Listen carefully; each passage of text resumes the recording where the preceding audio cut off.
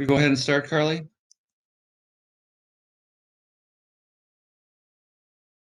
Go ahead. Okay.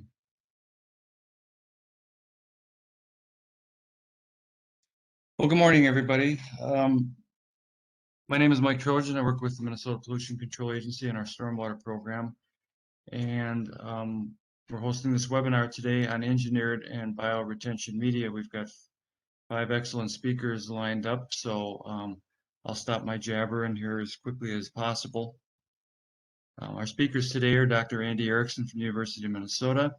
He'll be speaking on a couple topics. Ed Mathieson from Wenck Environmental Consulting, now a part of Stantec, will be talking about biochar. Dr. Keith Pilgrim from Bioengineering will be talking about spent lime and permeable barriers. Kurt Kudrin from Dakota County will be talking about layered systems. And Dr. May Kai from the University of Minnesota at Duluth will be talking about peat and taconite. Just a few logistics. The webinar is being recorded. We are offering 1.5 professional development hours for this. If you have questions, please put them in the chat box. We'll try to save some time at the end for Q&A. We will be posting all of this stuff into the Minnesota Stormwater Manual. If you go to the Minnesota Stormwater Manual and in the search box, just type in Stormwater Manual Webinars, it will take you to the page where you'll see the information from this particular webinar. For those of you who joined the street sweeping webinar last week, we now have that pretty much loaded up, all the information from that webinar, including the chat box. So why are we having this webinar? There's a lot of work being done on engineered media here in Minnesota, the land of 10,000 lakes. It's the land of at least several hundred impaired lakes, possibly more than 1,000. I didn't take the time to count the number, but we have lakes impaired for a number of chemicals, phosphorus, of course, being the main one. Other impairments include bacteria, TSS, and so forth. And I'm sure other states are struggling with impaired waters and TMDLs also. We found that a lot of our traditional BMPs work. They just don't work well enough to get us back to restored water quality. Bioretention systems leak phosphorus, ponds leak phosphorus, and so forth. And so increasingly we're seeing a wide variety of amendments and designs being incorporated into these practices to help them get us to attainment with those water quality objectives. And so I use the term engineered media, bioretention media. I think it's historically been used more, but many of these applications are not for bioretention systems, for their other types of systems, and we'll see a couple examples of that today. So it's really engineered media, and that's the term that I've been using. So our first speaker is Dr. Andy Erickson from the University of Minnesota. He'll be speaking twice today. The first time he'll present will be on his research on bioretention media. Andy's been working on this for several years now and is continuing to work on it. So Andy is a research associate at the St. Anthony Falls Laboratory and the University of Minnesota and a registered professional engineer in Minnesota. His research pursues an understanding of water quality in urban and agricultural systems, assessment and maintenance of stormwater treatment practices, and developing new stormwater treatment technologies such as the iron-enhanced sand filter, which removes dissolved and particulate phosphorus. Dr. Erickson is lead author for the book Optimizing Stormwater Treatment Practices, a Handbook of Assessment and Maintenance, and the editor of the University of Minnesota Stormwater newsletter called Updates. Andy is also the coordinator and moderator for the Minnesota Stormwater Seminar Series. If you're not familiar with this, I would encourage you to go to the website. If you go to our website in the manual for this webinar, you'll see a link to this seminar series. It's excellent speakers on a monthly basis, and they typically will get an audience of close to 200 people. Dr. Erickson has given over 160 presentations, over 30 invited guest lectures, and nearly 31 and 2-day professional trainings and workshops. He is vice chair of the ASTM International E64 Committee on Stormwater Control Measures and serves the University of Minnesota as a member of the Water Council the Environment and Energy and Transportation Research Council, and the Water Resources Science Graduate Program. And Andy, I don't know how you find the time to do all of that, but if we could pass the ball on to Andy, go ahead and start your presentation. Thanks, Andy. I got to hearing first, right? Thank you, Mike. Yeah, that's a long introduction. I might have to clip that down a bit so that I have some time to present left over. Let me share my screen here, and hopefully you can all now see my presentation slides. Again, my name is Andy Erickson. I'm so happy to be here with you all today. I'm so glad that you're here to join us to talk about this topic. We're going to talk about my research that I'm doing on engineered media and biofiltration. And I have a number of colleagues that are working on this with me at St. Anthony Falls Lab in the University of Minnesota. I will talk about them a little bit later. But to start, I want to make sure we're all on the same page about what is biofiltration or what is engineered media. And really what we're talking about when we're talking about biofiltration are shallow depressions in the landscape that capture polluted stormwater, pass that water through an engineered or designed media that treats that water, and then the water is collected by an underdrain system and typically routed back to the storm sewer as treated outflow. These systems use a variety of processes to treat the water, filtration, also relying on the vegetation and the soil microbes to break down some of the pollutants and capture some of the pollutants. But there are a number of challenges. We see out of these systems sometimes phosphorus release or P release, as I've listed here. We sometimes see slow filtration rates. Sometimes we see poor vegetation. So we need to overcome those challenges with how we design these systems. To do that, we were doing research at St. Anthony Falls Lab on the mesocosm scale, and you can see a picture here in the upper right of my slides. We have 30 mesocosms just outside of St. Anthony Falls Laboratory. And these mesocosms are filled with a variety of different media mixes. And in 2019, we put 14 simulated rainfall events through these systems. In 2020, we put 8 events through these systems. And the mixes, we have 10 different mixes and 3 replicates of each mix, which is how we get our 30 mesocosms. And you can see we have a variety of mixes. We have a clean washed sand, 100%, just to represent what would be the base case. We have mixes of food residue compost and leaf-based compost with sand. So when I put a percentage here, for example, this first bullet, 10% food residue compost, that means the remainder is clean washed sand. So we have 10% food, 20% food residue compost with sand mixes. We have 10% and 20% leaf-based compost with sand mixes. We also replace the compost with 2 different kinds of peat. So we have a 20% sphagnum peat with 80% sand, 20% reed sedge peat with 80% sand. And then we also looked at a few amendments. We mixed in 15% biochar with a 20% leaf compost mix, with the remainder being sand, a 5% spent lime with 20% leaf compost, and a 5% iron with 20% leaf compost. And the idea there, or the question we're trying to answer, is can we reduce any phosphate that might be released from the compost by adding these amendments? And so these are the experiments. The graph here on the side, I'm not going to explain too much. It really is just showing in 2019 our experiment regimen, when we did events, when it rained, which are the blue bars in the top, and then the temperature throughout the summer and the season into the fall, as well as highlighting the events where we also measured nitrate export. I'm not going to talk about nitrate today in the interest of time, but it's all in the final or in the phase 1 report, and I can share that with anyone. So there was really 3 metrics we measured. We measured filtration rate as kind of a primary metric. And we wanted to understand, do any of these mixes have more or less filtration rate?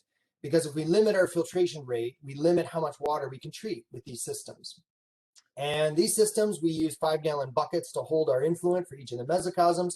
We release that water basically instantaneously and then measure how the water comes out of the mesocosms.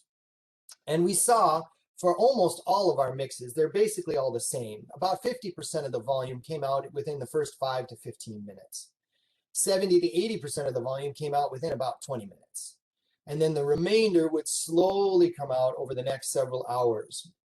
And this was not surprising. These are brand new mixes. These mixes are not clogged with sediment that a normal biofiltration mix would be, simply because that's outside of the scope of what we wanted to test in terms of sediment capture. So we wanted to see, does the media itself restrict flow? And we found that all of our mixes really had similar flow characteristics. There was really no point in distinguishing or ranking our different mixes based on filtration rate. We got good flow through all the mixes.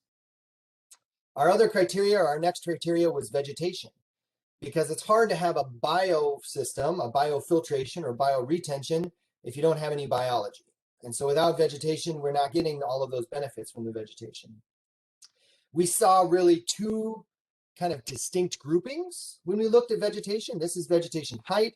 We see what we would say a relative high vegetation height, including the spent lime mix, the leaf and food-based compost mixes, as well as the biochar-based mix, and a relatively low vegetation height mixes, including the 10% food compost by itself, both peat mixes, as well as the iron and the 100% sand. And I want to focus here for a little bit, because if you look at the lines, and these are the horizontal axis here is days from seeding, so this is throughout the summer.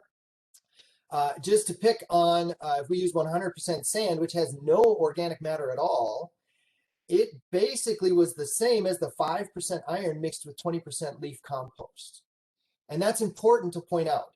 Reed sedge peat, sphagnum peat really had a little bit higher in terms of max height. We're going to look at biomass on the next slide. But really, all of these lower vegetation height mixes are not showing a lot of growth. And so we know there's limited vegetation support in those mixes. When we look at biomass, we see a same kind of distinction or grouping between events. And again, here on the vertical axis, we're talking about biomass in grams. This is above ground biomass. It's not normalized by area or anything like that, so just take it for what it is. Also note that the vertical axis here is a logarithmic scale, so it is growing exponentially. So again, keep that in mind when you're thinking about comparing values here. But we see, again, kind of two distinct groups. We see a relatively high biomass grouping, which includes the 20% food, the 10% and 20% leaf-based composts, as well as the spent lime and the biochar. And we see a relatively low biomass grouping, which includes the 10% food, the iron mix, both peat mixes, and the 100% sand. So we can see from these mixes that some can support the vegetation. Others really restrict or limit the vegetation growth. And if we don't have our vegetation, we're losing all of that biologically based support and mechanisms. Our third metric that we looked at was phosphate release. And we wanted to understand which of the mixes release phosphorus. Can any of the amendments capture some of that phosphorus? And what is the relative comparison of all of these? So this graph, it's a little bit complicated. Along the horizontal axis, we have the different events, but our events are grouped by media, which is listed across the top here. So you can see our different media mixes and different color batches. Our influent is the tank is on the far right side here. We took an average there to calculate an average influent concentration, which you can see as a horizontal line here at around 200 micrograms per liter. And for ease of comparison, if the concentration that we report is above the line, we are releasing phosphate. If the values of concentration in the outflow are below the line, we're capturing phosphate. And again, we see some groupings. The food-based compost, the leaf-based compost, and the mixes where we amended with spent lime and biochar all had effluent or outflow concentrations greater than the inflow, meaning we're exporting or releasing phosphate from those mixes. The iron mix, the two peat mixes, and even to a certain extent the 100% sand mix actually reduced or captured phosphate from the inflow. And so we can see a very distinct difference between some of these mixes. And this is from the 2019 season. Again, this was 14 events total. We saw very similar trends in the 2020 season, where we see the release from the mixes with composts, spent lime, and biochar. We see capture with the iron capturing phosphate that's released from the compost. And also if we replace the compost with either sphagnum or reed sedge peat, we can show capture of phosphate. And then the 100% sand to a certain extent will also capture some phosphate. But if we put all this together, we get some key takeaways. We see for the filtration rate, our primary first metric, there wasn't a lot of difference. Statistically, the iron mix was slightly faster than the others, but really it's all basically the same. But when we talk about vegetation growth in the leaf compost, food residue compost, and the mixes with spent lime and biochar, we saw more, or even in some cases, the most vegetation growth. However, the other mixes, the iron mixes, the peat mixes, and the sand mix, we saw very little vegetation growth. Conversely, when we talk about phosphate, we see release from all the compost mixes, the spent lime and the biochar, and we see a net capture in the mixes with iron and with peat, and minimal capture with the sand. So hopefully this slide kind of illustrates the trade-offs, right? We can either capture phosphate and have limited vegetation growth, at least at these ratios, or we can have more vegetation growth, more biological activity, but then potentially release phosphate from the media that we see here. I will mention that we are expanding this work. We've already started phase 2. It started last summer. We're evaluating multi-year performance. We're looking at some new mixes. We are investigating the impacts of road salt on some of these mixes and how that may affect phosphate release. We are also doing some additional experiments looking at low organic content mixes. Think mixes that are 1 to 10% compost or other media.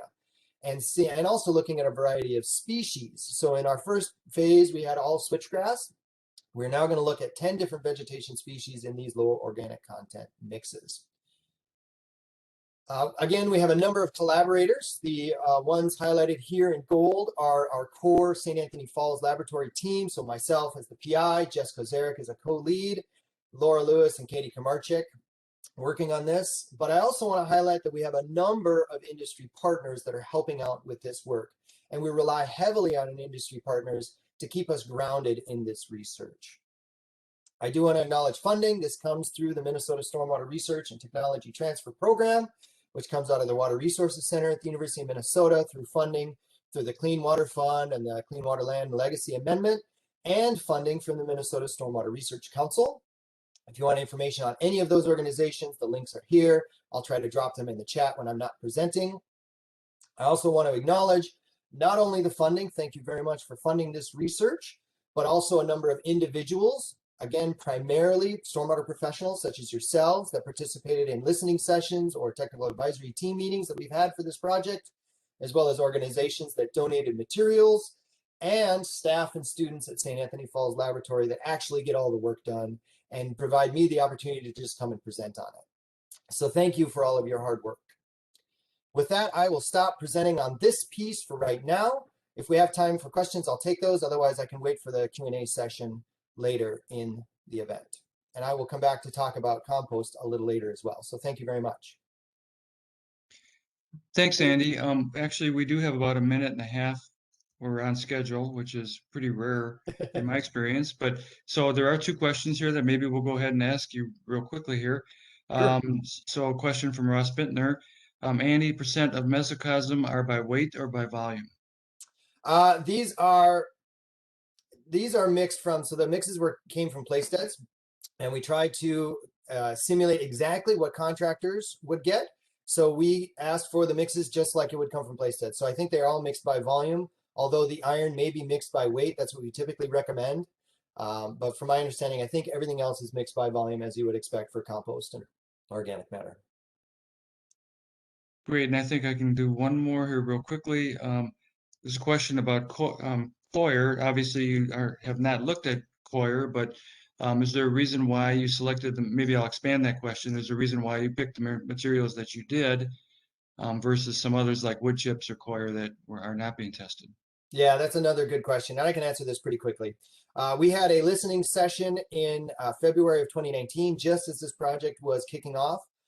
We had a number of really great suggestions about what we could test or what we should test in these experiments, but we obviously had to narrow it down to what we could do. We knew that leaf-based compost was kind of a standard. There was big questions about food residue compost, and so we wanted to test that as well. And then obviously we did know that a number of organizations and entities are already using sphagnum peat and even reed sedge peat. So we wanted to include both of those to ensure we saw what people could be getting in the field. Coir is a great suggestion. We would like to test that at some point. We just kind of ran out of numbers because we also wanted to measure some of the amendments. But that's kind of our logic and our reasoning for what we selected. We'd always love to do more. 30 mesocosms is kind of a handful as it is, but we do want to do some other mixes if we can in the future. Okay, great. Thanks, Andy. There are other questions, but we'll go back to the agenda here and kind of keep moving on. Hope maybe we'll have time at the end to get back to those. A reminder to everybody to please put your questions in the chat box, and hopefully we'll have some time at the end to get to those. Let's see here. I am looking for my PowerPoint. There it is. So our next speaker is Ed Mathieson, who works with Wank Environmental Consulting and Engineering, now a part of Stantec. When I asked Ed to send me his bio, he said, well, he dreamed of being a 7-time Olympic gold medalist, a Nobel Peace Prize winner, and a world-recognized philanthropist. But fortunately for all of us, he was derailed and has since had a career in water resources engineering, a very excellent career that has spanned 4 decades. Particularly likes working with clients to find solutions to long-term problems. He has been investigating the use of biochar with iron sand media to form filters that can remove bacteria and dissolve phosphorus. He is currently interested in finding out if biochar or wood chips with a biofilm can remove other emerging pollutants such as PFAS, which is an issue here in Minnesota. So Ed will be talking about biochar today. So Ed, we'll pass it on to you. Thank you, Mike. And if I could share my screen.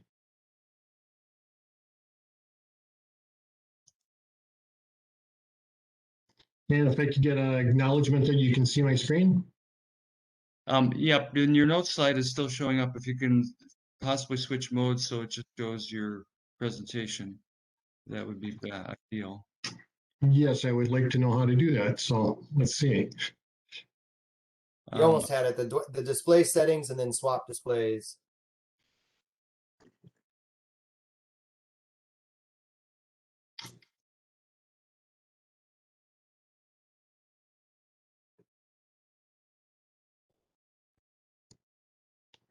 Okay, how's that? Can you share again? Your screen's not sharing anymore.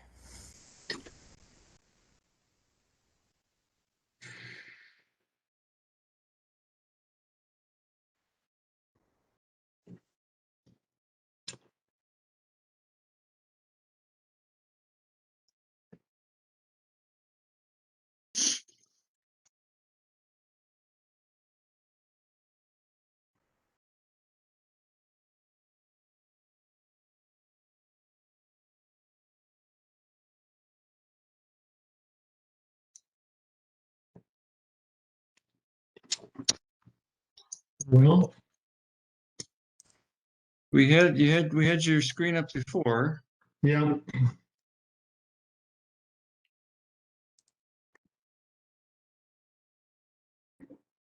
Let's start over here.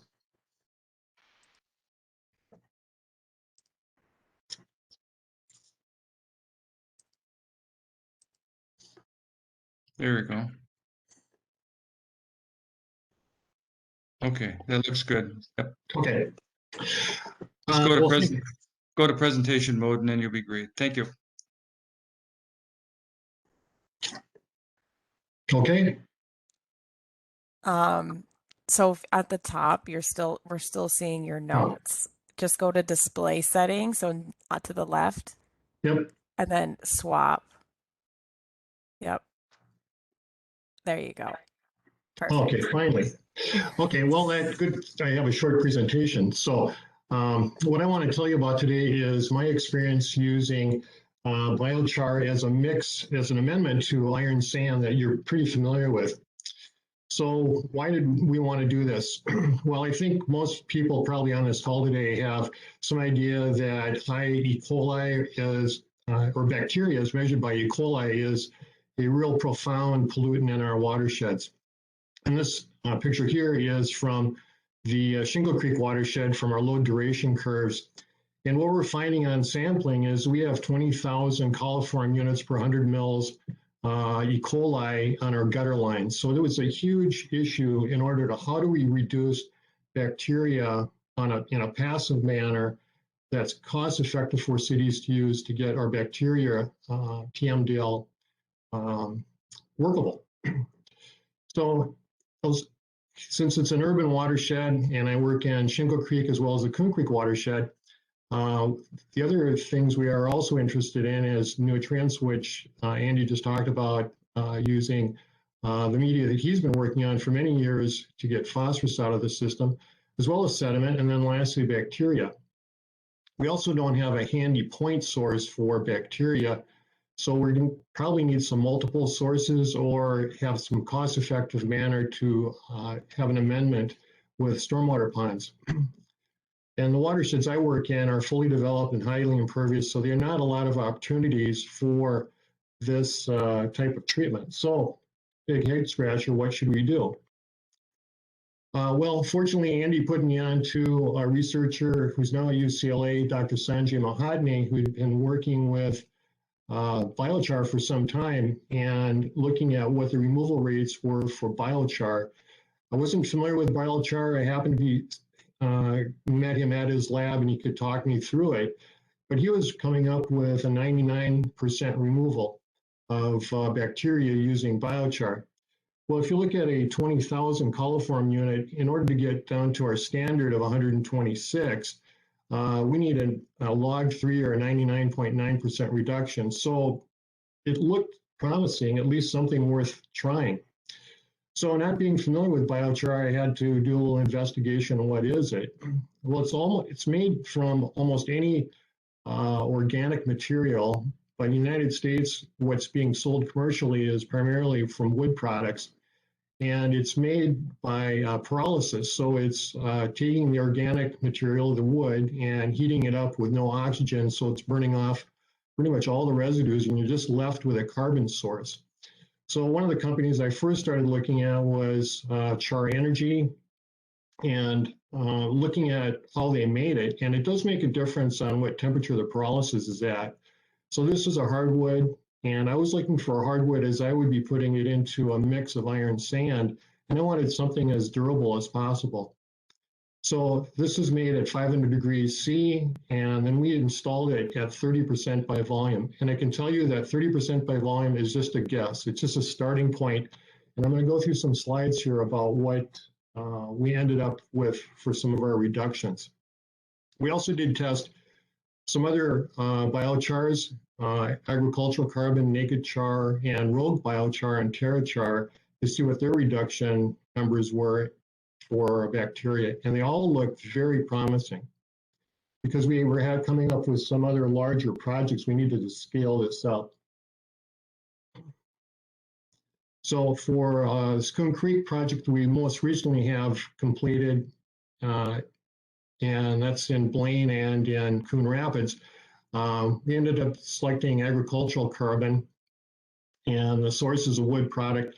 And then the surface area is really significant, at 339 square meters per gram. Justine Dolphiny at the Coon Creek watershed laid that out, and essentially the amount of carbon we put down, or biochar we put down, could cover the 7-county metro area. So it's a huge amount of surface area that we're looking at. So how does it work? As near as I can tell, it's fairly similar to what my carbon filter is in my refrigerator. And just about any organic material gets captured on the surface of the char.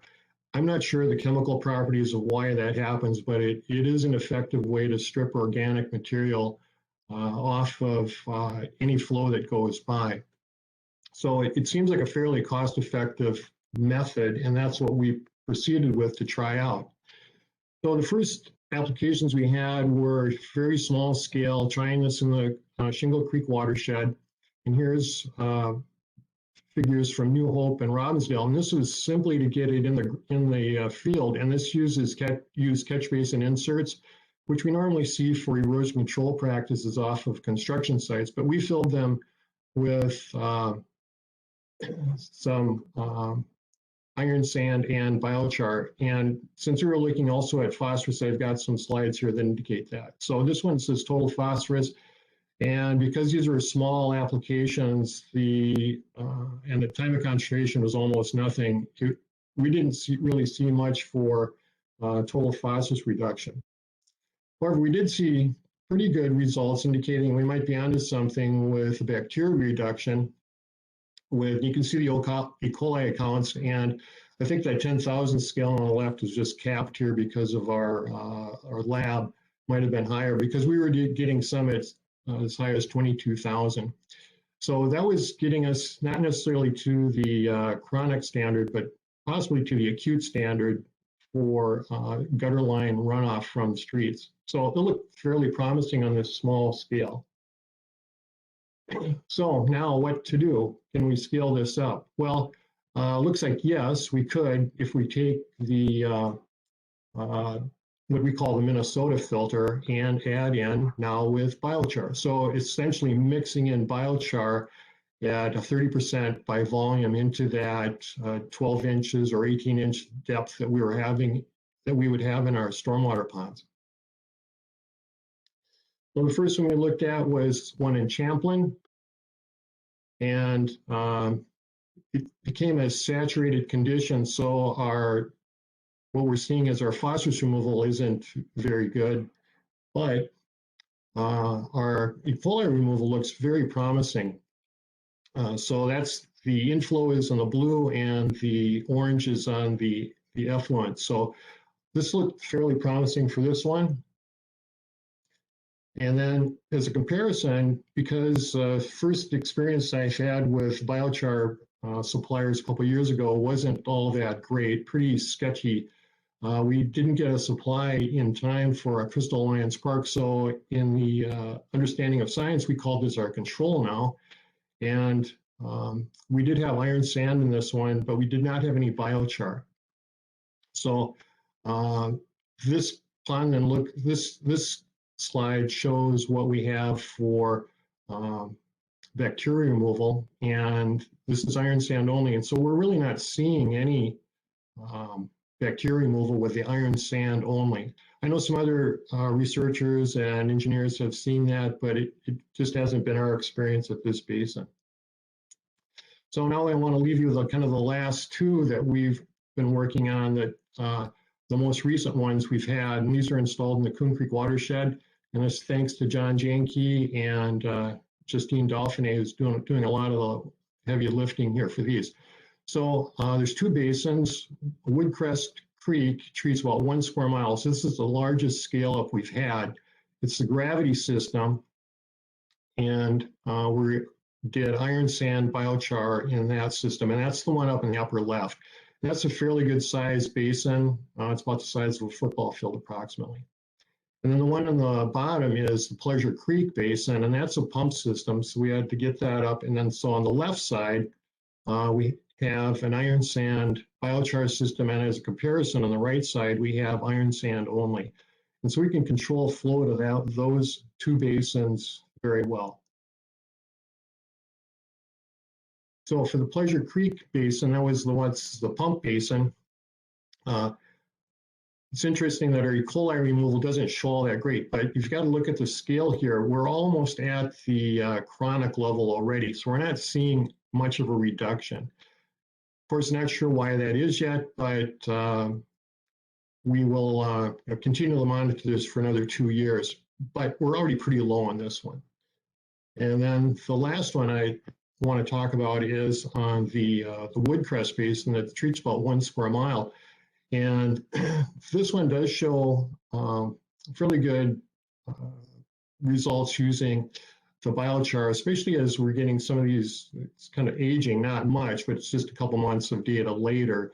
And we have just started this system up again this year. So we're getting some more data on it. But you can see on the right side, I think seeing some more comparison of the influent and then the compared to the iron sand alone, and then with the iron sand biochar, it's getting to be a significant reduction, at least getting us below the acute level. So in summary, really what we're finding is this biochar addition is something we want to keep working with to get some more experience with how it degrades over time, how we might form our hydraulic barriers. Also should point out what our cost is on this. The biochar installed, our bids have been as low as $130 per cubic yard to as high as $500 per cubic yard, and our average winning bid is about $340 per cubic yard. And also have just more suppliers coming online wanting to find this as another source of sale for their product. So with that, I will end my presentation, and I guess I'll take any questions on the chat line. Thanks. Excuse me. Thanks, Ed. I think in the interest of time, we'll move on. As there's time at the end, we'll come back. There are some questions in there. Feel free to go in and answer those if you'd like. I noticed Andy's been putting a lot of answers in. So if you posted a question to Andy, go back into the chat box and see if he answered your question. So with that, I think we'll move on to our next speaker.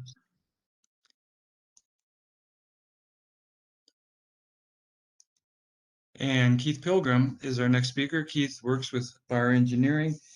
Keith Pilgrim is a water resources scientist at Bar Engineering Company. His interest and experience with stormwater treatment stems from a desire to restore nutrient-impaired lakes, and experience suggesting that can't be done unless we start to remove dissolved phosphorus, which is a target of mine too. I think there's been a big focus on total phosphorus over the years, and we've kind of let dissolved phosphorus slip between the cracks, knowing that in fact that's probably the more problematic issue. And so this has led to a search for the perfect media. He'll be talking today about spent lime and permeable barriers. Thanks, Keith. Go ahead. My pleasure. And I need to share my content.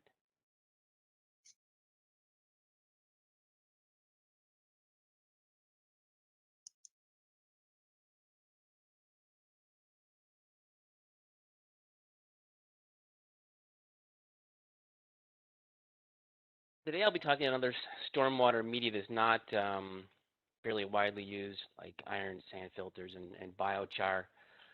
I'll be talking about spent lime. And before I get into that, I just want to talk briefly about the concept of stormwater treatment. And really what we're doing when we do stormwater treatment is we're taking solids and water, and we are somehow making them stick to other solids and media or precipitating out. So basically we're taking solids and water and making solids. And I think we have to think about that when we think about the potential applicability of spent lime for stormwater treatment. So my goal today is try to give you all a feeling of where spent lime might be applicable and what we need to consider before you implement it for your desired treatment needs.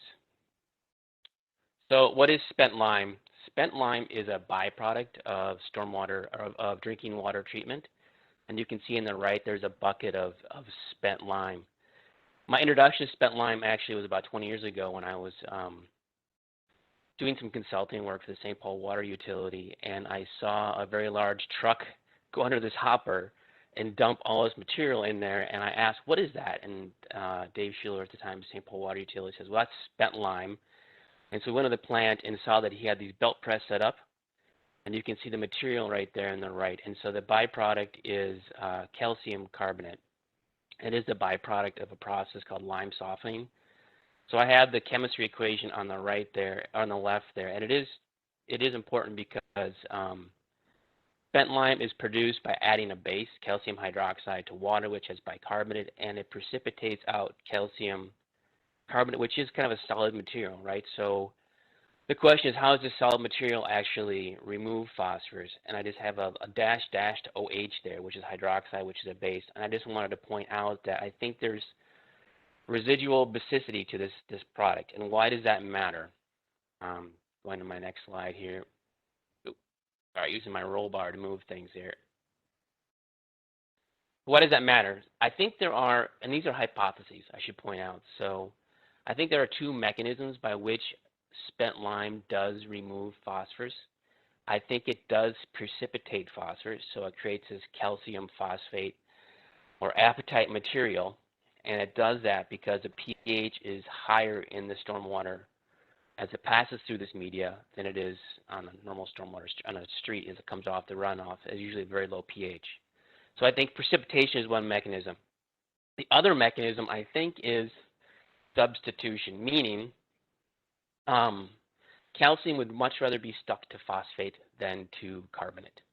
So as this stormwater passes through a filter with spent lime in it, there's a preferential formation of calcium phosphate. So I think both of these mechanisms are in play, but I don't know which one is dominant. But I'll kind of go through some of the data here so you can understand basically what I know about spent lime and how it might be working. So I mentioned the basicity and how it's generated by the formation of spent lime as a treatment residual. We built a treatment cell in Maplewood under a 319 grant from the MPCA. Thank you for funding that. And we monitored the pH of water coming off Larpenteur Avenue in Maplewood, and then after it passes through a small spent lime treatment cell, which I'll show you in a subsequent slide. But you can see the pH does rise fairly significantly as it goes through the treatment cell. So my hypothesis is that you do form calcium phosphate as the pH rises into that optimal zone for calcium phosphate formation. The question is, where does the calcium come from? And I think it comes from the actual stormwater rather than the calcium carbonate material. So the media is not necessarily causing the formation of calcium phosphate. It is creating an environment in which I think calcium phosphate can form. So you can see it's a little more tricky, this media, than typical media where you're simply binding up phosphorus. I think the media creates an environment that facilitates the calcium phosphate formation. So what this tells you is the chemistry of your stormwater and where it comes from is pretty important, and it may not work in all cases. I'm going to go through some experimental data. We've been playing around with this for a while now, and I'm going to go through this not necessarily to show you treatment performance, but to get you a feel for how it's working. So one thing we've done is actually been experimenting with the treatment group at the wastewater treatment group at Barr has been experimenting with municipal wastewater treatment and spent lime, and they did some very nice experiments, that group did, with spent lime in different pHs and different municipal wastewater. And so this is an experiment where they simply took spent lime, ground it up, and spun it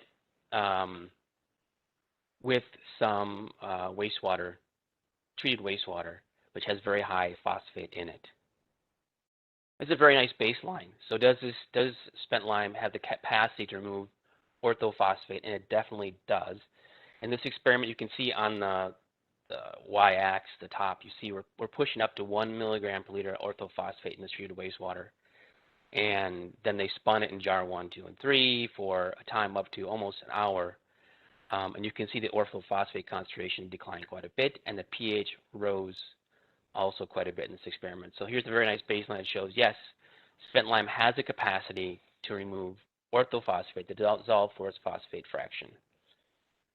Even though this works, does it mean it'll actually work in all cases, right? So I'll show you some experimental data from a stormwater treatment cell we built, pretty sophisticated system, a hole in the ground. We dumped some spent lime in there, had a riser pipe, water comes off the Larpenteur Avenue. We actually did have to drill holes in this riser pipe with the intent of kind of holding back the stormwater. One property of spent lime is that it has really high hydraulic conductivity. So instead of talking about inches per hour, its hydraulic conductivity is more like feet per hour. So we actually have to hold it back.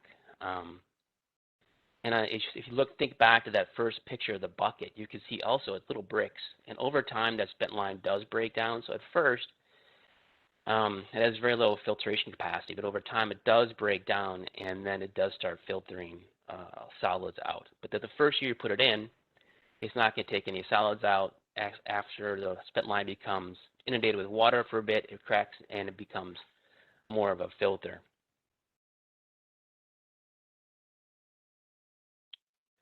So here's some orthophosphate data coming off Larpenteur Avenue into that spent lime treatment cell. You can see it's ranging from under 50 micrograms per liter orthophosphate up to upwards of 200 micrograms per liter. And fairly consistently, it reduced phosphate concentrations, below 50 micrograms per liter, oftentimes pushing detection limits. And the range of performance may be a function of the concentrations coming in, as well as how long the stormwater had time to contact and sit in that treatment cell. So, unlike iron, is my understanding, it binds phosphorus very quickly. It may take some time for this orthophosphate calcium phosphate complex to form. So the amount of time you give it is important. I think some experimental work probably still is needed to define exactly how long do you need to have contact in these treatment cells. Another thing to point off on is the stormwater source coming into this treatment cell was directly off the road, directly off Larpenteur Avenue, hadn't gone through ponds, and so you have a lot of orthophosphate available.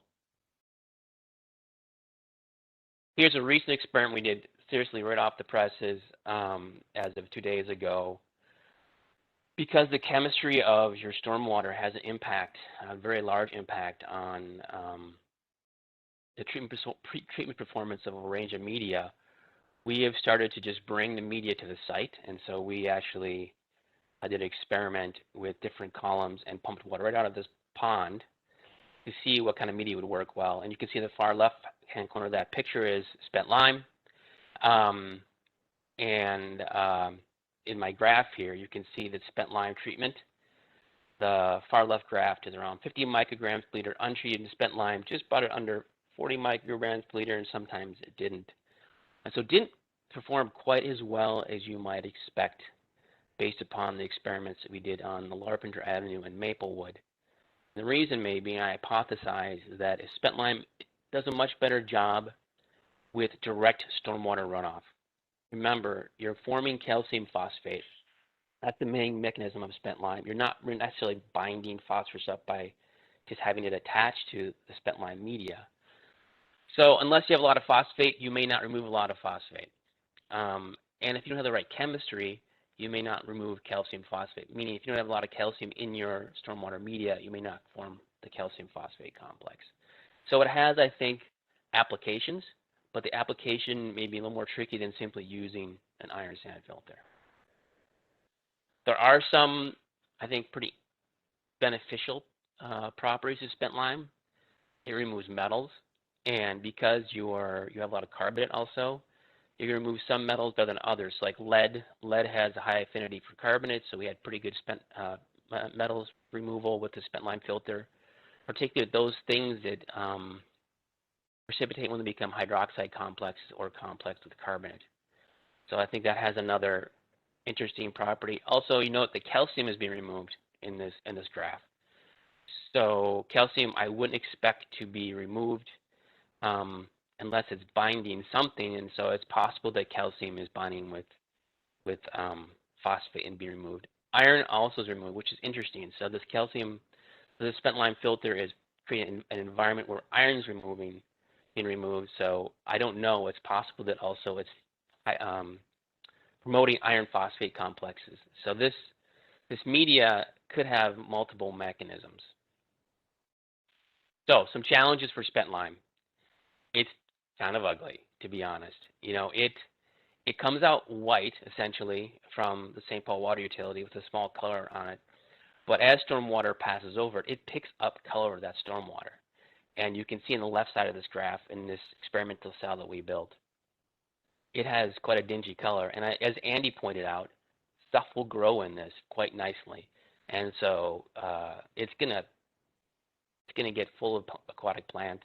Jewelweed's one that seems particularly fond of spent lime. Here's a picture of Eric Corti from Ramsey, Washington, mixing up the spent lime to kind of resurface or reinvigorate the surface of the spent lime filter. And so we don't know if this is necessary or not, but from aesthetic point of view, you know, the spent lime filter is going to have ugly appearance after a time. So that's one of the challenges I think engineers will have. One other thing is the spent lime, it has the consistency of clay to chalk, and as water flows over, it's going to break down. And I did try spent lime in a treatment cell that got continuous inundation for a full year, and the spent lime material essentially became mush. So I think that you need to carefully pick your location for the use of spent lime. It can't be, in a situation that's at the terminal end of a watershed where it's receiving consistent stormwater flows. It needs to be upstream in the watershed, in a small impoundment with a small watershed area that receives, storm events rather than continuous flow type conditions. Like I mentioned, there are other challenges, right? The continuous inundation question, I think, needs to be answered. How long can it be inundated before it breaks down? I don't necessarily know the answer. I think you need calcium. So if you have a stormwater source that doesn't have calcium, I think you're not going to form calcium phosphate. So that could be a challenge as well. So you need to have good stormwater monitoring data before you use this. You can't just assume that it's going to necessarily work. I also think it may not work very well in high BOD waters. It is surprising. So if you have a treatment cell, your dissolved oxygen will decline quite quickly in that cell. And if you're creating acid with decomposition products, I think it may inhibit the formation of calcium phosphate. And so my hypothesis is that it may not be very good downstream of wetlands and pond series. So again, I'm emphasizing, I really do think that probably this is best used in direct stormwater runoff. Positive attributes: removes metals, removes iron, and actually is being used for the purpose of removing iron from industrial site in Duluth. It does remove E. coli. I haven't focused on researching this, but it does remove a lot of E. coli. We've taken samples at various locations, and it can remove 50–90% of E. coli. And I presented this at a wastewater conference in Utah, and a microbiologist in the audience is obviously, because calcium binds E. coli, and E. coli membrane is negatively charged, and blah, blah, blah, it can precipitate out E. coli. So he thought that was obvious. So this is something to consider. Will this be a good methodology for removing E. coli as well? It's largely free. So this is a waste material. St. Paul Water Utility has been very generous so far to give us free. The only cost is transportation. And it just recently occurred to me in this recent era of where it seems like things are getting more expensive, inflation, and stuff is becoming more scarce. It's recycled material, and it's quite abundant. So it has these challenges as well as these attributes, and I think we have to carefully think where the application is best for this, and I think more research is probably needed with that aspect. And I want to say thank you to the Ramsey-Washington Metro Watershed District before I conclude here, and the City of Maplewood, for being willing to entertain my crazy stormwater treatment ideas and implement these systems in the district. Thanks, Mike. Yep, thank you, Keith. In the interest of time, I think we're going to continue to move on here. Thanks for that presentation. My pleasure. Interesting work that's going on these days. So our next speaker will be Kurt Kudrin from Dakota County.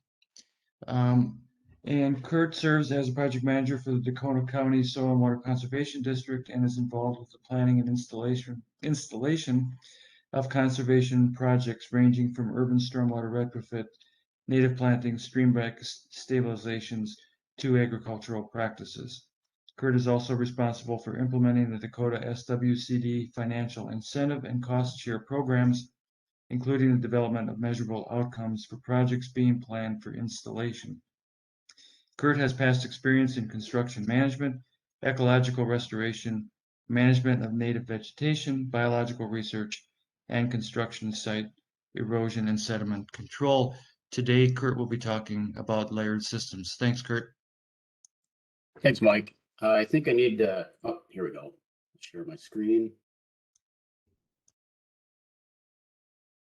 All right, can everybody see that, hopefully? Yep, you're good. All right.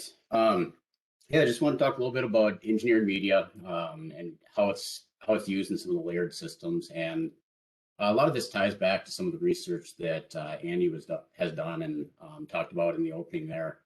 Looking at media types that export phosphorus, as well as media types that can capture phosphorus, and then combining that with the types that will support plant growth.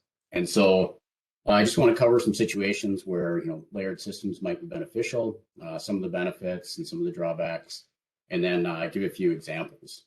And these examples are meant to show some of the implementation.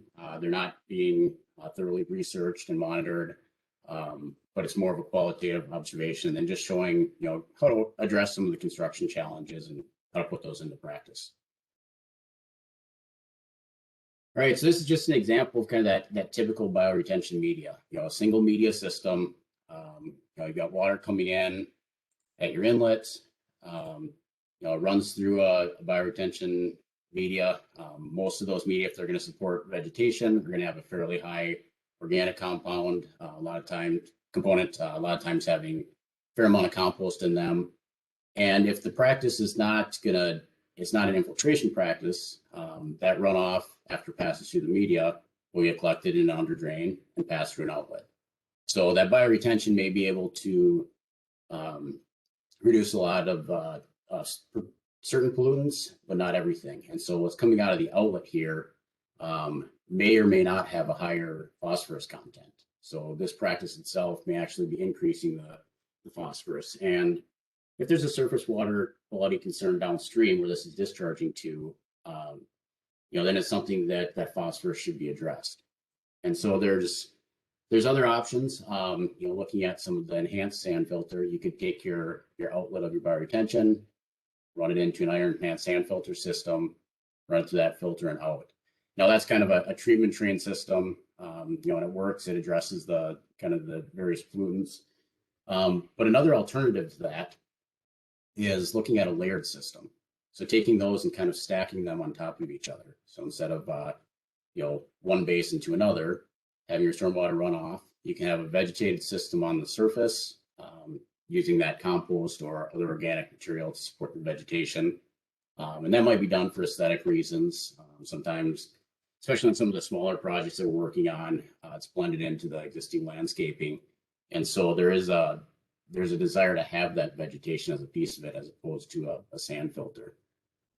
But having that top layer, then, if that media is exporting phosphorus or leaching phosphorus, you could do a layer of iron enhanced sand that could capture it and then collect it at the under drain. And so that's a hybrid of the two systems. Allows it to be vegetated, have that aesthetic benefit and the vegetation benefits, but you're still capturing phosphorus through the system. You could also look at that as, instead of horizontal layers, look at vertical layers. And this is something that we've done on a number of projects in Dakota County, particularly in areas where we know we have some infiltration, but it may not be the best situation, in terms of great infiltration rates. And so we want to be able to reduce the volume as much as possible and get water into the ground, but what can't, we want to make sure that we're not exporting phosphorus. So in this system, as your runoff is coming in, it has the ability to go through that compost amended sand or whatever other media it may be. What can infiltrate will, and then what can't could pass through an iron enhanced sand filter before it hits that under drain. And so that's a way to capture some of that dissolved phosphorus component before it discharges. And that under drain, we typically will put a valve in so we can control the amount leaving that. So if we need to use that more or less, we can kind of throttle it up or down. So some of the benefits of a layered system, obviously you have a smaller footprint. You can stack the practices. You don't need as much space, and that's pretty critical, especially in some of the more developed areas where there isn't a whole lot of room to work with, and you're kind of working within the site constraints. It's also useful for maintaining vegetation within the system. So if you want the surface to be vegetated, it's a great way to do it. Depending on what you're using for your media, might either limit or reduce all your phosphorus export, and that really depends on what type of media you're using. It does use the media efficiently, so rather than spreading it out to the whole surface. You're just using it where it's going to be most effective around that under drain. And then there are some reduced maintenance costs, and that's more at the kind of the life cycle costs, especially using like an iron enhanced sand. It's got a certain lifespan. So at a certain point, that iron is exhausted, and that iron medium may have to be replaced. If you've got a vertical system, it's fairly easy to go through and replace that. If you've got a kind of a section down the middle, to replace that, leave the vegetation on either side, leave that media, leave the sand compost media on either side, and replace the center. As opposed to if you've got a horizontal system, to replace the iron that's underneath the vegetated system, the entire basin would have to be redone. So some of the downsides, they're a little more complex. It's not an easy system with one media. So sometimes contractors, it's a challenge for them. That does lead to higher installation costs. Some of these are a little more expensive. Probably not nearly as expensive as a 2-basin system, but more so than a single media type. And then the other thing to consider is plant stress. Depending on how much water holding capacity you've got in some of those upper layers, some of the plants could be stressed if it doesn't have enough water in between rain events.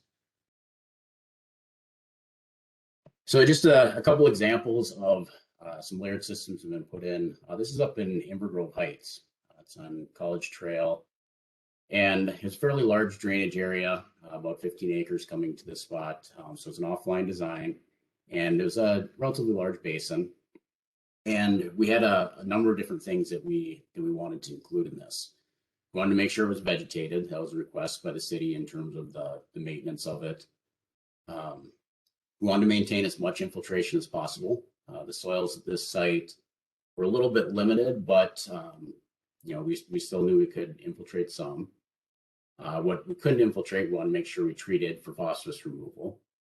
Then also wanted to keep costs in line with the entire project. It was also a fairly large basin, and so constructing this, we had a couple other constraints because of the need to keep that infiltration and not compact any soils.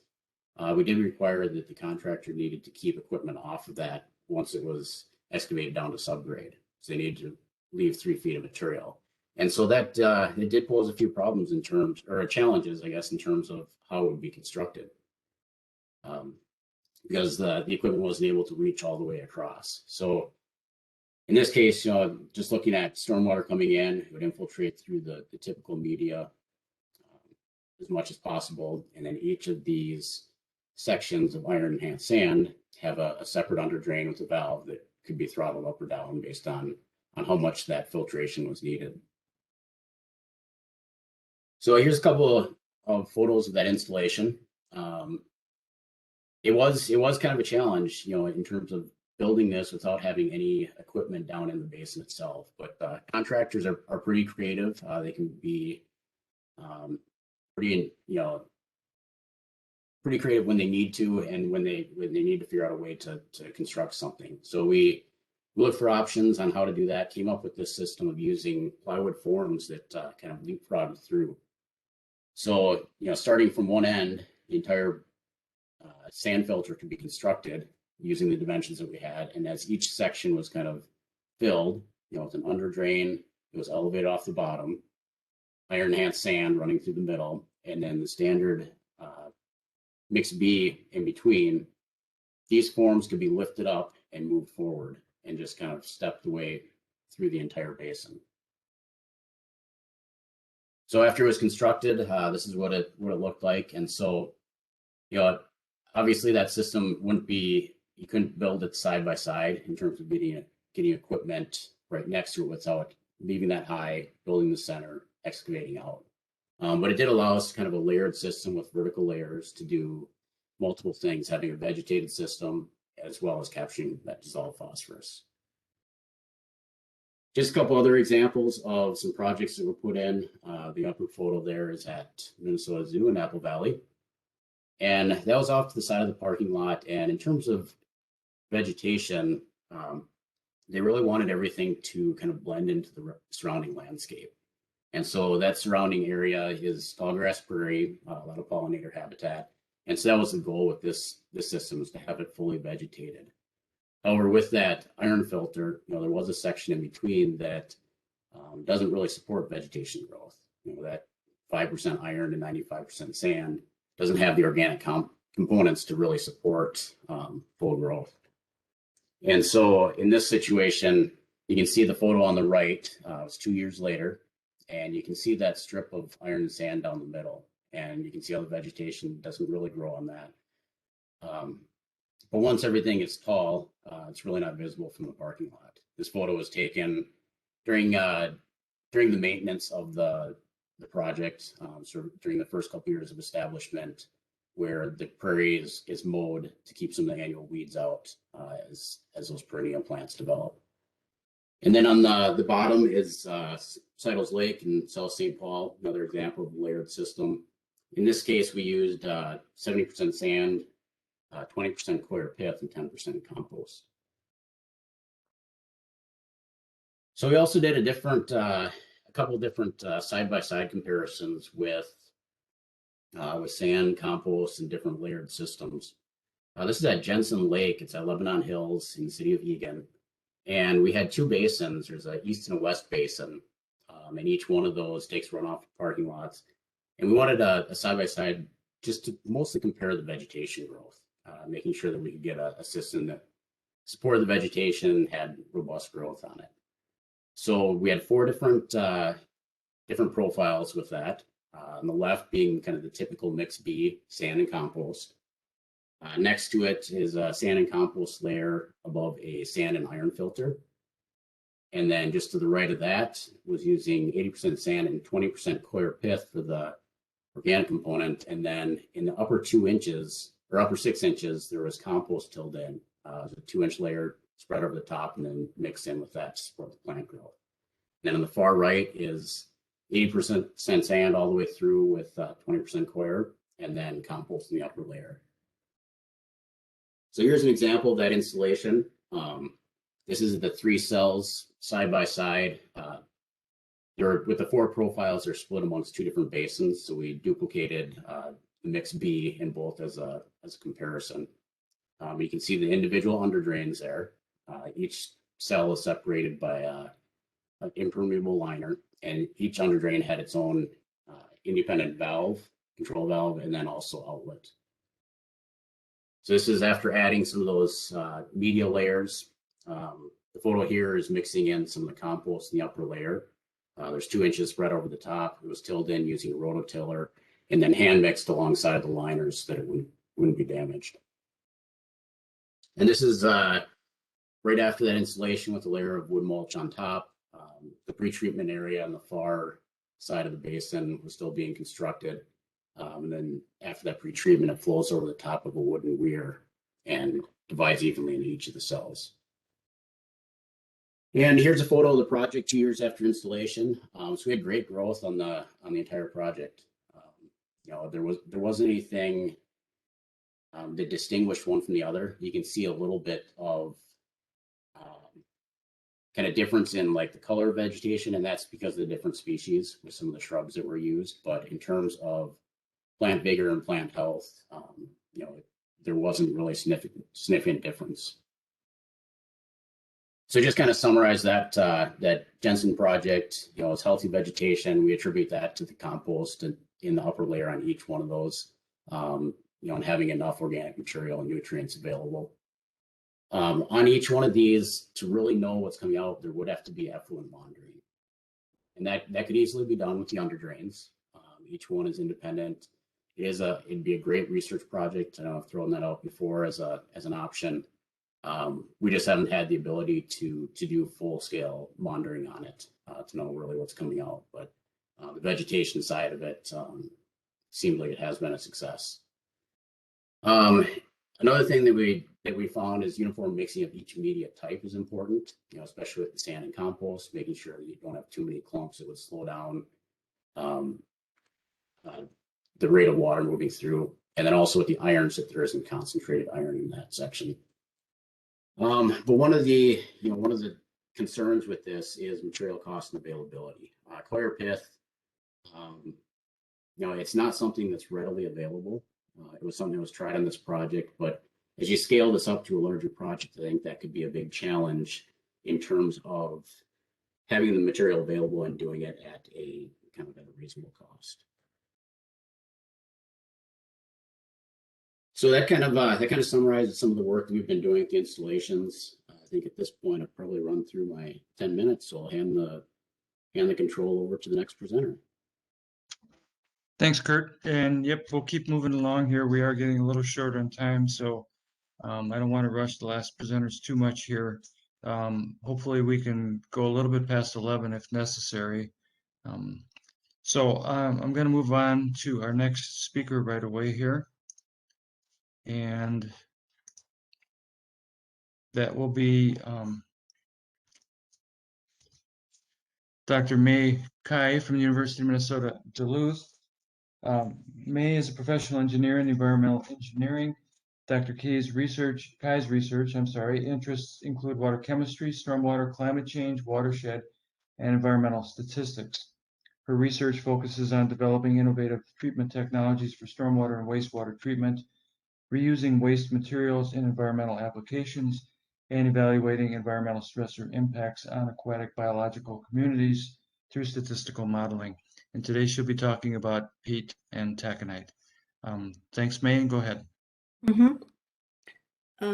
Okay, I can share my screen. Sorry. Here, can you see my screen? Yes, we can. Just go to presenter mode and you'll be fine. Yeah. Thanks. I'm good now here. Okay. So our team primarily is using the regional waste to treat stormwater. So what type of the regional waste we are using? The first criteria definitely that it should be continuously available.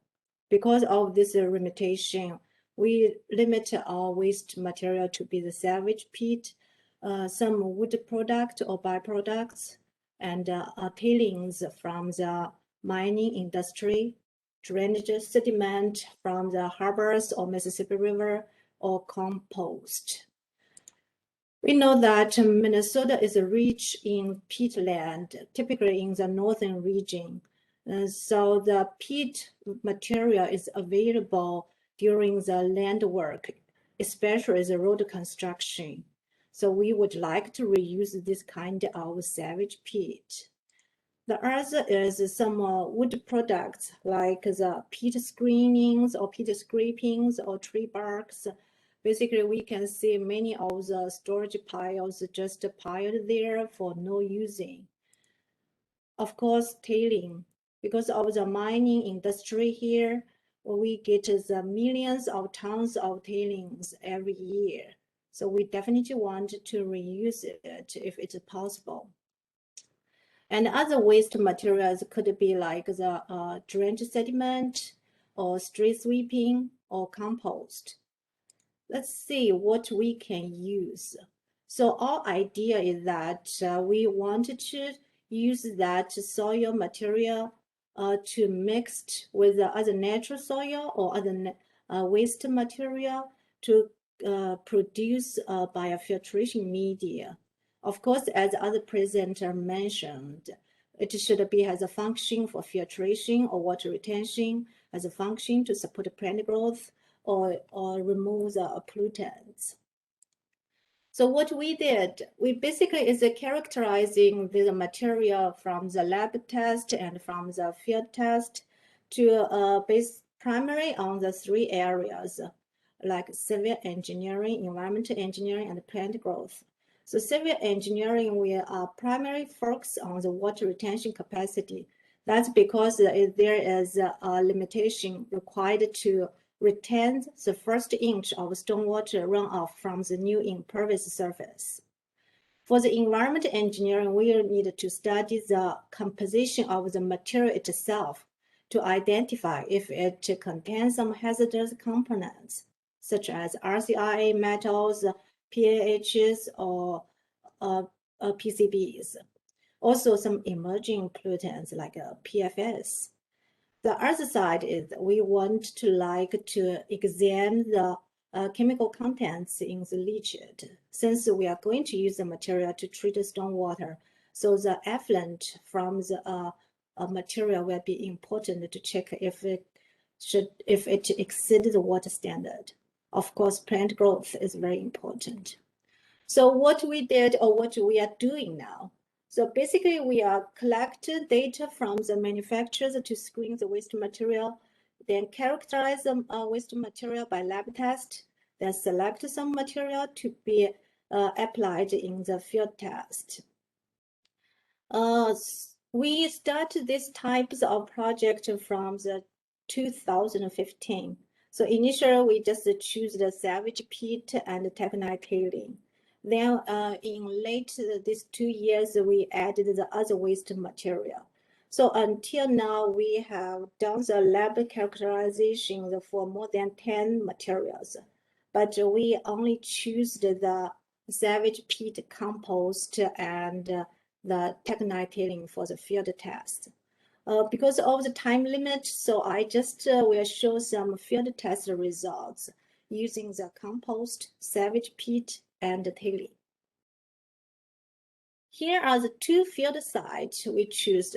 So one is the experiment site, another is a real application. The experiment site is located in our institute's parking lot. So we construct 7 plots. The white plot was constructed in 2018, and the other 6 plots was constructed in late 2016. So for these 6 plots, it included 3 plots for the peat and the natural soil mixture, including 50% peat plus 50% natural soil. Another 3 plots using 50% compost plus 50% natural soil.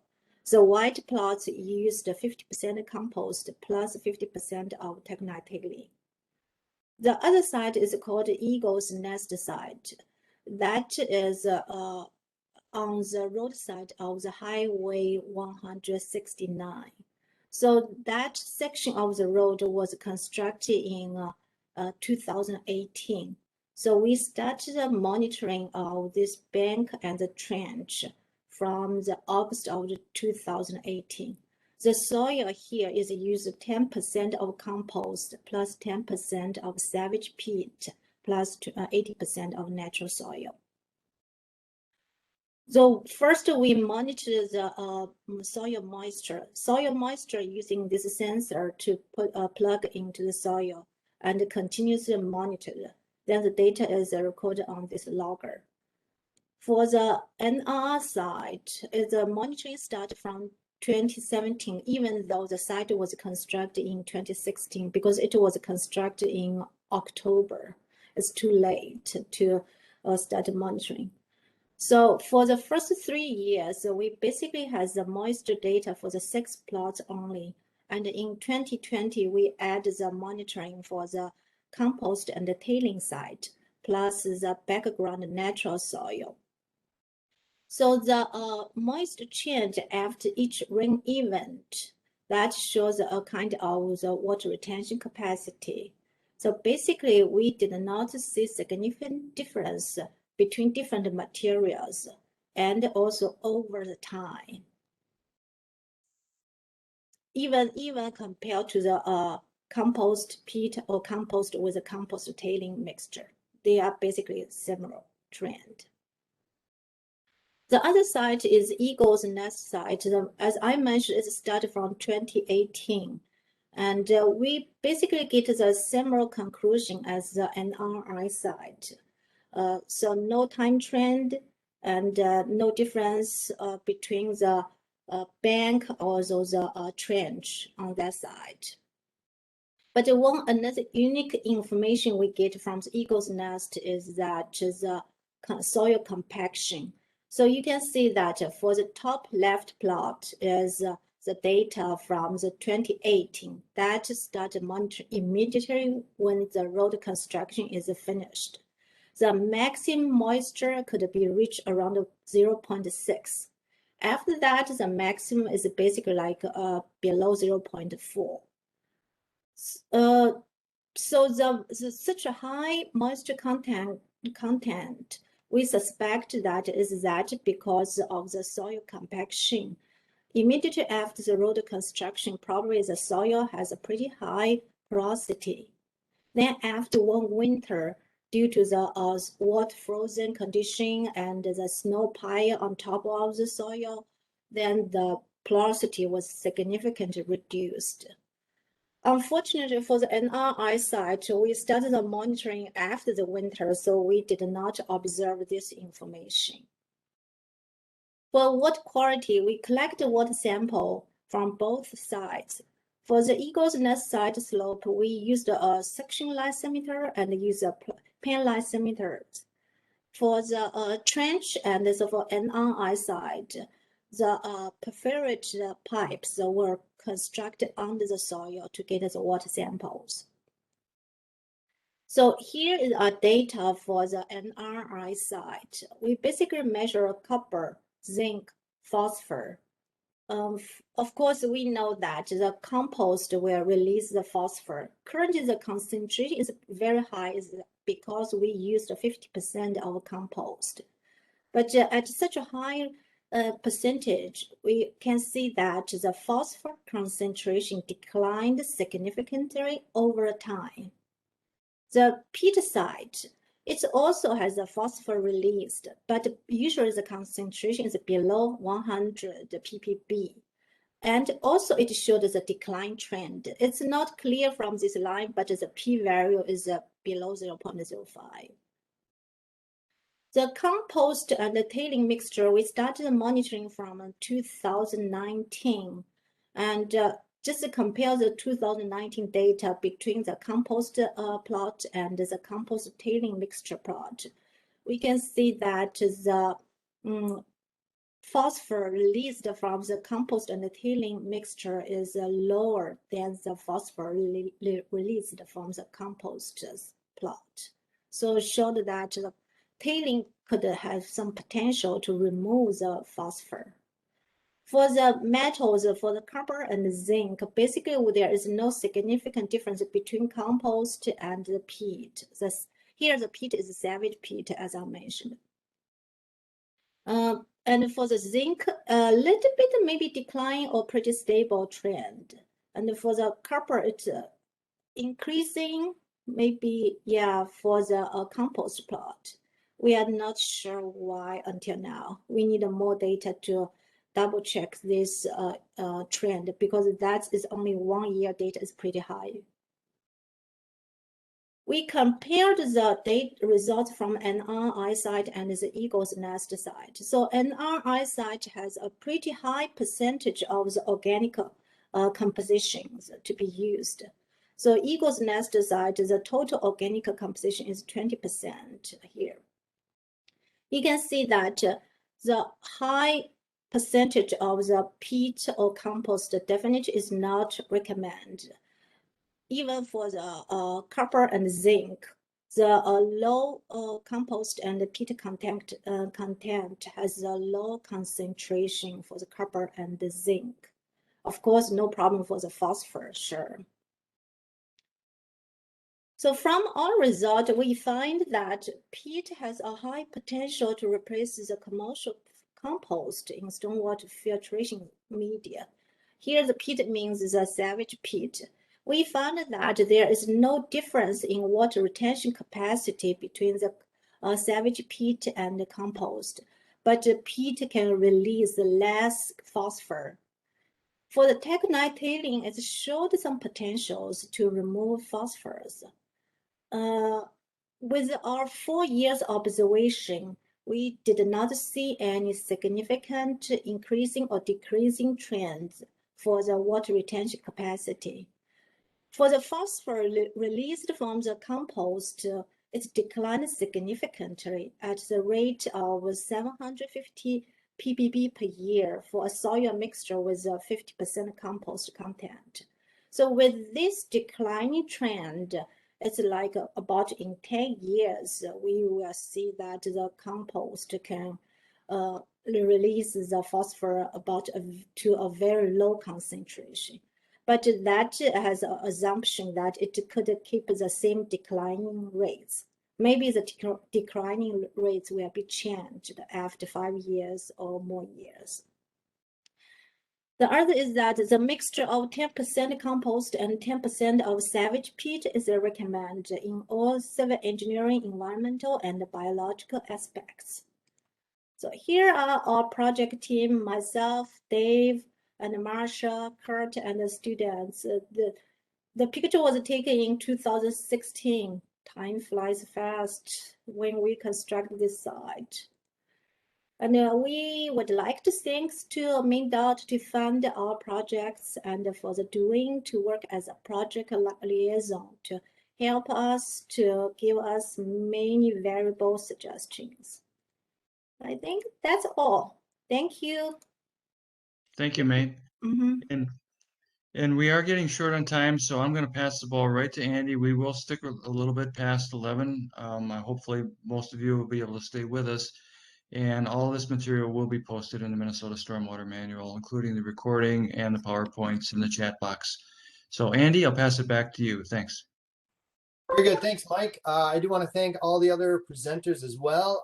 This has been a great wealth of information. I hope you all agree as participants. I'm going to close with a little more detail on compost specifically as to kind of follow on to some of the other previous presentations. I do want to reiterate a lot of the benefits. Compost has a number of benefits. I've listed a few here. We've seen some of this in some of the other presentations as well. The vegetation growth is supported by organic material like compost, which provides aesthetics, pollinator habitat, natives potentially, evapotranspiration. We get microbial communities in the soil, in the rhizosphere, in the area around the roots, which can break down compounds based on nitrogen, PAHs, which are polycyclic aromatic hydrocarbons, and other carbon-based compounds. We saw in the previous presentation moisture holding, right, which is an important parameter for this organic matter to help, again, support the vegetation and the microbial community. Some of our previous research has shown metals capture as well for organic material, and that's not only ours, but a lot of other research shows that. And compost, in and of itself, is a reused material and a sustainable supply. Organic material that is composted is sustainable and can be a good source of this carbon-based organic matter. But we've seen, both through our research and other research, that phosphate release is a major challenge. And again, I just want to reiterate here some of the data I showed before, but clipped to focus on just the mixes with compost in it. Surprising to us, which I wanted to point out here, the food residue compost actually showed less phosphate release than leaf-based compost, which is actually the opposite of what we assumed or hypothesized going into this research. So that was a bit of an eye-opener and very interesting as well. But one of the things we tried to predict with some of our other experiments was, can we predict which composts will release phosphate and how much? And we looked at a number of different parameters and metrics of the compost, including Olsen phosphorus, Bray phosphorus, Melic-3 phosphorus, ICP analysis for phosphorus, as well as carbon dioxide and ammonia release, which then goes into a Solvita maturity index calculation. And we looked at 5 different sites, a variety of different types of compost, both food, yard, and a blend of food residues or food residue or yard-based or leaf-based compost. And you can notice some trends here, but they're very weak correlations, if you can even call them correlations. I would argue that there's really no strong correlations here between any of these parameters because of the variability that we saw, not only in the phosphate release from these different composts, but also in all the parameters that we measured. So it's challenging to predict which composts will release phosphorus and how much. And I think that really gets down to the sites themselves, the source material for the composts, the time of year. There's a lot of variables that go into making what compost is. So what can we do about it? Well, we've seen a number of presentations and data today talking about amendments and things that can reduce phosphate. In our experiments, we saw 20% leaf compost would release a lot of phosphate. When we added spent lime or biochar in the ratios that we added, we saw some of that being captured. So we were able to reduce the release of phosphate, but we still had a net export. When we added iron, we could capture phosphate. When we replaced the compost with peat, whether that was sphagnum peat or reed sedge peat, we could capture phosphate. Even sand by itself did show some marginal phosphate capture, but I really would argue that 100% sand is not a replacement for a compost-based, bio-based system. And again, I will refer you all back to the previous part of my presentation where I talked about vegetation growth.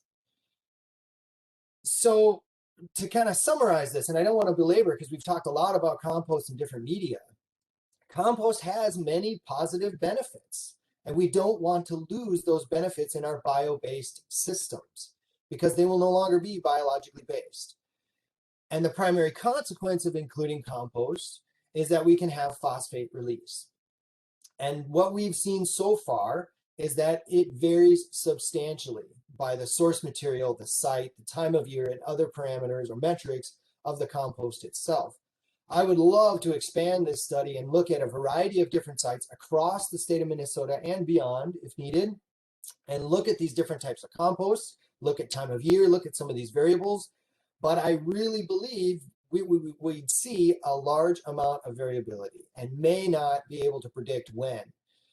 And what we looked at for simple tests and metrics to determine if a compost that's delivered to a construction site, if you could maybe take a piece and put it in a jar and shake it up and it could tell you, we really didn't find any correlations there either.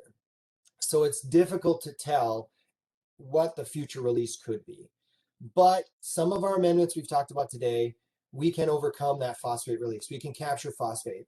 But what we saw, and at least in our experiments so far, is we do lose that vegetation growth and biomass. So there's a lot more detail in the full report for phase 1, which I've linked here. I'll also drop that in the chat. Before I let you go, I do want to give you an opportunity to sign up for Stormwater updates. Again, as Mike mentioned, that is our email newsletter. We talk about stormwater research that we're doing at the University of Minnesota. And you can sign up for that here at the link. Again, I'll drop that in the chat. You will also, if you sign up for this, get notifications of our Minnesota Stormwater Seminar Series, which is a monthly seminar series that we bring in nationally recognized experts in stormwater management and green infrastructure to talk about a particular topic. And then we put that expert on a panel with local experts on stormwater management in Minnesota. These discussions have the keynote and a panel discussion. They are fully recorded. If you'd like to see future seminars, the link here will take you to the schedule. And you can also check out our YouTube channel for recordings of all of our past seminars. And you can see we've had a wealth of good speakers giving our keynote presentations over the last 2 years. So with that, I will end my piece. Thanks again for your attention and for sticking with us this long. I will drop those links in the chat and I will stop my share so Mike can take it back if he needs it. Thank you again. Yeah, I'd like to just go through a couple quick things here at the very end. I know we're already past time, but just a couple quick items here. So if folks could hang on for just a little bit more. We do have a page called Stormwater and Soil Engineered Bioretention Media and Media Amendments. This page is a massive undertaking. It's a work in progress. I would encourage you to go to this. I'll flash this link again in the last slide here. If you're interested in signing up for an email list, which we will be starting in June, you go to the main page in the Minnesota Stormwater Manual and you can click on the link here to join that email list. So with that, here's some information about the webinar today. If you're in the manual, click on, do a search on Stormwater Manual Webinars to get to the information for this webinar. Also, that page I just mentioned, Stormwater and Soil Engineered Bioretention Media and Media Amendments. If you just type engineered in the search box, it should show up. Also, my email address is there. I'd like to thank all our speakers, and if they could hang on for just 2 more minutes, and then I'll have a general statement, and I'd like their response to it, and then we'll end the webinar with that. But one thing that's been mentioned by all our speakers is vegetation. And I'm just going to make a statement. I'd like our presenters to comment if they have one on my statement, which is that I think for too long we've overlooked vegetation in these practices. And I think we're starting to get an idea that with these amendments might treat phosphorus, but we might have to adjust our vegetative systems and so forth. And do any of the presenters have any comments or thoughts about the importance of vegetation and the need for more information on vegetation? Well, I can jump in, Mike, on that. As I kind of mentioned in my past slide, we need the vegetation. It's a big component. It's not a bio-based system, and there are a lot of positive benefits, not only from vegetative uptake and hydraulics, evapotranspiration, but soil microbiology and conversions of some of these pollutants. So we need the vegetation in these systems. I agree they're undervalued. We need to keep the emphasis on there, and I don't want to lose that component. So anything we can do to do that would be very beneficial. Any other comments by the presenters? I'd like to see more study on it because my experience with the biochar and iron sand is we sometimes have clogging at the surface, and I'd like to see if the plants can keep the hydraulic connectivity, hydraulic functions better.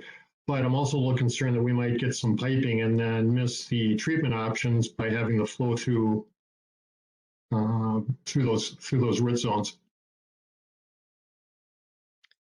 Anybody else want to chime in before we sign off? Okay, well, I apologize for going over, but good information. You never want to shortchange people who are doing all the work. It's easy for me because I'm not doing the work. I'm just letting them talk about the work they're doing. So I'd like to thank all the people who joined the webinar today, and in particular our presenters and Carlee for manning the station. And everybody have a great day. Thank you.